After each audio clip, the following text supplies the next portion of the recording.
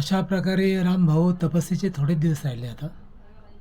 कारण की तप आपले पूर्ण होत आले आणि जाज्वल्य शक्तींचं जे माहेरघर आहे, त्याचा आपल्याला शोधही लागलेला आहे अलीकडच्या काळात. एक महाविद्यादेवी 14 महाविद्यापैकी एक याचं दर्शन आणि साक्षात्कार. तर आता आपण BJPची परत एकदा एक सुवर्ण लाट आणि अतिशय अमोघ सिद्धी असणारी ऋषीमुनी व साधुसंत यांच्या अभ्यासा समतोल असे ज्ञानेश्वर माऊलींचे नाथपंथी मार्ग याच्यातून महाराष्ट्र अगोदर आणि नंतर पूर्ण भारत, अखंड भारत आणि विश्वातील प्रत्येक माणसाचं कल्याण करणारी सिद्धी यांचा उपयोग आपण करणार आहोत. सहज योग ज्ञानेश्वर माऊली निवृत्ती दातारू कृपायोग. ओके.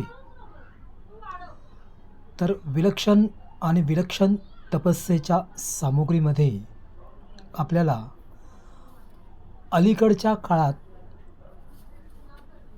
जटाधारी महादेव आणि रुद्राक्ष माळांच्या अजर शृंखला घालणारे महादेव तसेच पार्वती माता यांच्या अभ्यास लहरी घाटकोपरच्या घरापर्यंत पोहोचलेल्या आहेत. त्यातून आपला अभ्यासही पूर्ण होत आहे सायंटिफिक लेवलचा.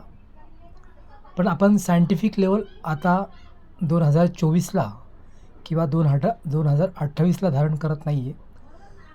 तर 2034 आणि 32पर्यंत आपल्याला सायंटिफिक लहरी आपल्याकडे येणार आहेत. निळावंती देवी कृपा भविष्य वक्तृत्व सिद्धी आणि सहदेव भाडळी शंकर पार्वती कथन यातील काही भविष्य. आता पाठ क्रमांक 3 त्यामध्ये आपण मायक्रोबायोलॉजी, नंतर झुऑलॉजी, नंतर पॅरमॅशियम यासारख्या अतिसूक्ष्म जीवशैली आणि मानव उत्क्रांतीच्या अवस्था यातून येणाऱ्या मानवाचे अत्याधुनिक संशोधन आणि त्याचा संपूर्ण विकास यावर ज्ञानलहरी, निवृत्ती दातारू लहरी आणि नवनाथांचा अभ्यासातील दत्तबोध यातून पुढे आपण काही मार्ग आणि मार्गदर्शक घटना तसेच भारत विधाता ह्या वचनाला पूर्ण करणार आहोत. स्वामी समर्थ.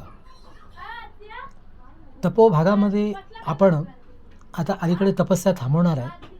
कारण की लग्नानंतरचा आता गोंधळ होणार आहे आणि बऱ्याचशा कुळदेवतांचं जागरण गोंधळ.